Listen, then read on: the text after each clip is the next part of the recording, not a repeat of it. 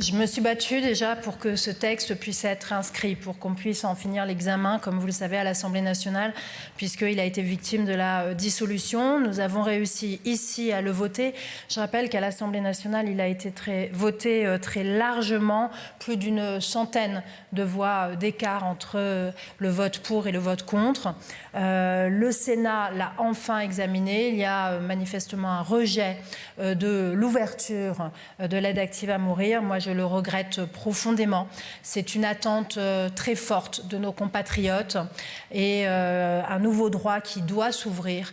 Et à longueur de sondage, ils nous le disent. Ils attendent que nous avancions. Vous savez, moi, lorsque j'ai rejoint le parti En Marche, le mouvement, c'était parce que c'était un mouvement progressiste. Nous portions la PMA pour toutes, nous portions cette question de la fin de vie. Moi, j'y suis très attachée. Il faut ouvrir ce droit. Et donc, le texte reviendra à l'Assemblée nationale à partir dans la semaine du 16 février. Je crois qu'il n'est pas encore inscrit, mais il est prévu d'être examiné à partir du 17 février.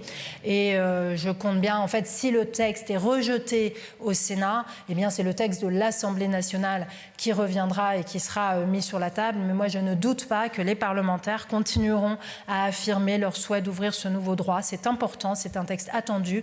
Et moi, je ferai tout pour que ce texte puisse être adopté de façon définitive avant l'été 2026 pour qu'il puisse rentrer en application avant la fin du quinquennat. C'est un engagement que j'ai pris auprès de beaucoup de Français que j'ai rencontrés, auprès de beaucoup de malades.